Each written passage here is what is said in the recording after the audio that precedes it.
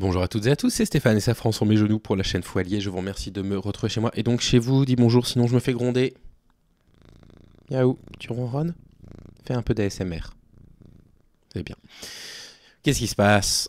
Qu'est-ce qui se passe avec notre Premier ministre? Eh bien, François Bayrou aurait couvert des affaires de pédocriminalité. On va rentrer tout de suite dans le vif du sujet. On a deux longs articles du Monde à lire, deux articles du Monde à lire. Le premier qui a été partagé au début de l'année dernière, le 1er février 2024, ça fait un tout petit peu plus d'un an. Le titre était dans le Béarn, 20 anciens élèves d'un collège-lycée catholique portent plainte pour des violences physiques et sexuelles. 20 qui portent plainte, je vous laisse imaginer le nombre de victimes. Des plaintes qui visent des religieux et des laïcs concernent des faits pour la plupart aujourd'hui prescrits, mais l'une des victimes n'est pas encore concernée par la prescription, c'est ce qui déclare un plaignant.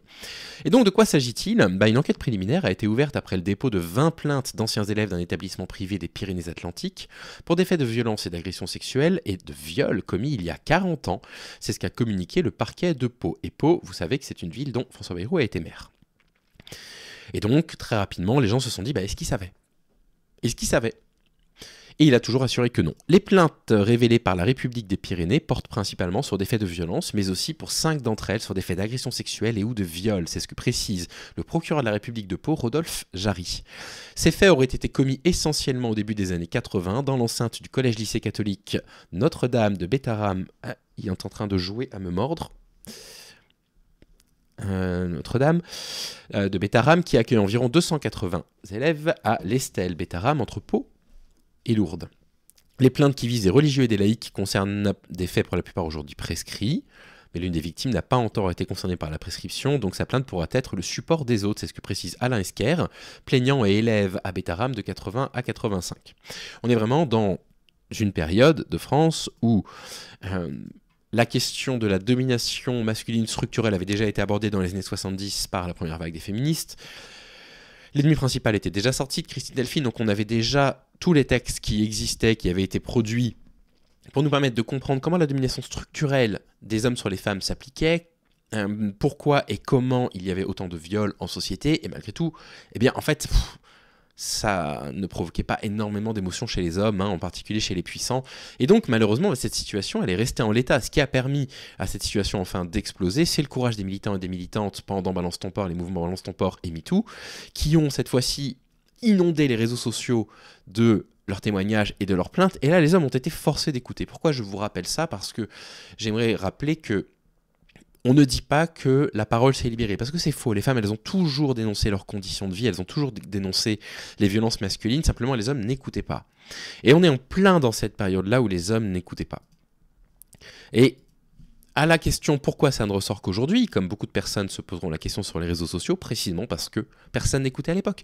Et donc comment voulez-vous être entendu et cru quand on sait qu'il y a énormément de travaux qui ont été faits pour permettre au commissariat de police, aux gendarmeries de mieux prendre les plaintes, malgré tout, vous voyez comment les plaintes des femmes sont prises aujourd'hui. Donc imaginez à l'époque, comment voulez-vous vous faire entendre quand en plus ce sont des religieux que vous accusez?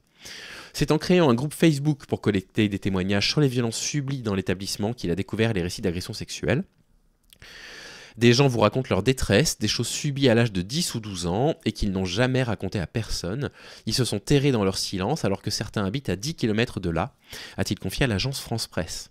Cet ancien élève a subi et vu des violences physiques au quotidien et dénonce un mode opératoire bien rodé dans cette institution élitiste. Les enfants étaient traités comme du bétail, résume-t-il. Contacté, le responsable de l'établissement, le père Jean-Marie Ruspil, s'est dit attristé et juge très regrettable que de la violence ait pu être utilisée envers des enfants et des adolescents. Depuis le mois de novembre, j'ai moi-même reçu des témoignages d'anciens élèves surpris, pour ne pas dire choqués, qui regrettent que ne soient pas mis en lumière les bons souvenirs d'anciens. Ça commençait bien, hein? Commencer à reconnaître les choses en disant que c'est regrettable qu'il y ait de la violence qui ait été utilisée, il ne remet pas en cause les témoignages, mais par contre il dit je regrette que les bons souvenirs d'anciens n'aient pas été rappelés. Oui, on s'en fout des bons souvenirs s'il y a eu des agressions sexuelles et des viols. Ces plaintes seront aussi déposées devant la commission reconnaissance et réparation de l'Église, créée pour les victimes d'abus sexuels dans l'Église. En 2017, une enquête canonique avait déjà été menée par l'évêché de Bayonne à la suite de la dénonciation d'abus sexuels commis sur un ancien élève âgé de 10 ans au moment des faits, qu'il dénonçait par un prêtre. L'enquête de l'Église avait conclu à un non-lieu, tiens donc, le religieux s'était donné la mort en 2000. Et François Bayrou, qui avait déclaré n'a jamais avoir été mis au courant des agressions sexuelles dans les années 80 et 90, et bien en fait Mediapart a révélé que si, il savait. Alors je vous lis l'article du Monde, pourquoi? Parce que l'article de Mediapart n'est pas en accès libre et que je ne suis plus abonné à Mediapart et que je ne m'y abonnerai plus pour des raisons personnelles. Et donc, je vous lis l'article du Monde auquel j'ai accès. François Bayrou, accusé d'avoir ignoré des agressions sexuelles sur mineurs au pensionnat Notre-Dame de Bétarame dans les années 90. Le parquet de Pau enquête sur des plaintes pour violences et agressions sexuelles commises par des prêtres et des surveillants du pensionnat, dont le Premier ministre aurait eu connaissance alors qu'il était chargé de l'éducation nationale. Ce dernier dément, bien évidemment, mais l'enquête de Mediapart semble accablante, et ça a été publié le 5 février 2025, un an après leur premier papier justement sur la couverture de l'enquête et autour des faits. Bref, François Bayrou avait connaissance dès la fin des années 90 d'agressions sexuelles, d'accusations en tout cas d'agressions sexuelles dans un établissement catholique du Béarn, fréquenté par ses enfants, c'est ce qu'affirment des témoins interrogés mercredi 5 février par l'AFP, après une enquête de Mediapart sur les dénégations du Premier ministre. Sollicité par l'AFP, Matignon n'a pas réagi à ce stade, bien évidemment. L'enquête de Mediapart, la voilà, si jamais vous voulez la retrouver. Voilà le titre, viol sur mineur à Bétarame, les mensonges de Bayrou pour défendre une institution catholique. Safran, tu viens de sortir, donc tu es trempé, et du coup, je suis trempé. Par ta faute. Le parquet de Pau mène l'enquête depuis un an sur une centaine, bon ça on l'a lu, une centaine de plaintes désormais, on était à 20. Oh, une centaine de plaintes, c'est ce que je vous disais, je n'avais pas soulevé ça en lisant les articles, c'est ce que je vous disais tout à l'heure, s'il y a 20 plaintes, combien pensez-vous qu'il y a eu de faits de viol ou d'agression sexuelle? Et là on parle d'une centaine de plaintes pour violence, agression sexuelle et viol à Notre-Dame de Bétarame, près de Lourdes, entre les années 70 et 90. Ce que je suppose, c'est que dans le premier article, il y a un an qui parlait des faits qui ont eu lieu en 80, bien ensuite il y a eu une enquête et qu'on s'est aperçu que ces faits-là ont eu lieu entre 70 et 90, ce qui apportait le nombre de plaignants de 20 à 100. Le chef du gouvernement, qui est originaire de la région, a scolarisé plusieurs de ses enfants dans cette institution, on croise les doigts pour qu'il n'ait pas subi ce genre de choses, où son épouse a également enseigné le catéchisme, selon le média d'investigation. En 1996, alors que M. Bayrou était ministre de l'Éducation nationale, des plaintes avaient déjà dénoncé les violences physiques d'un surveillant à Bétarame, qui a été condamné par la suite.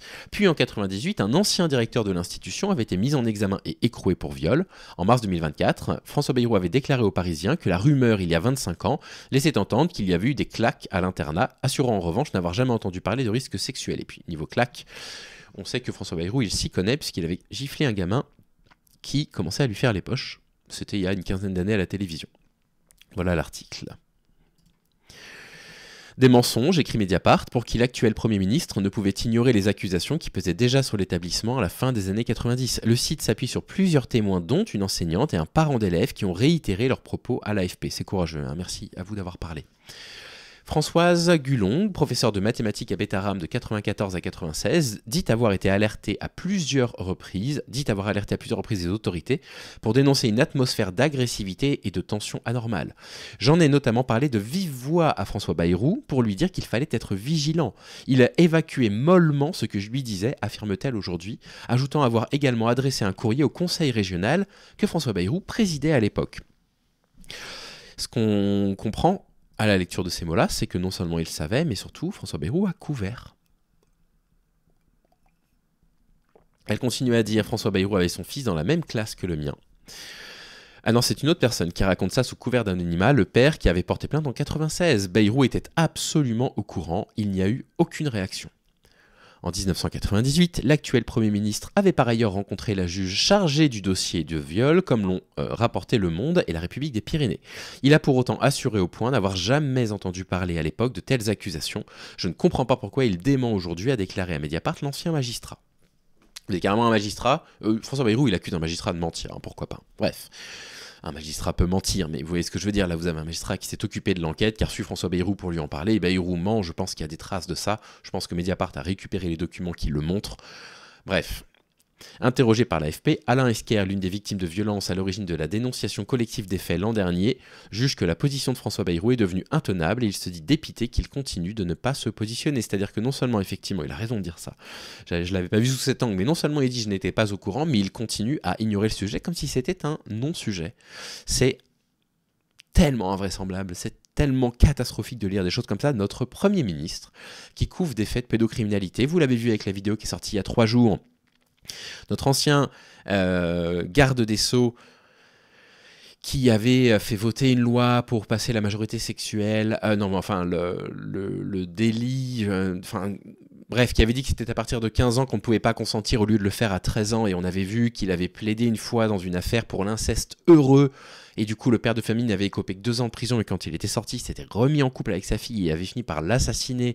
Enfin je veux dire, on est entouré au gouvernement de personnes qui se fichent complètement des droits des enfants, des droits des femmes en général. On l'avait bien compris quand ils avaient dissous la première Civis pour mettre à la tête une femme qui était quand même accusée d'agression sexuelle dans son cabinet de gynécologie. Tout ça est invraisemblable. Moi je ne comprends pas que ce truc-là ne fasse pas plus scandale que ça. François Bayrou couvre des faits de pédocriminalité qui ont eu lieu dans sa région quand il était président du Conseil général de l'époque.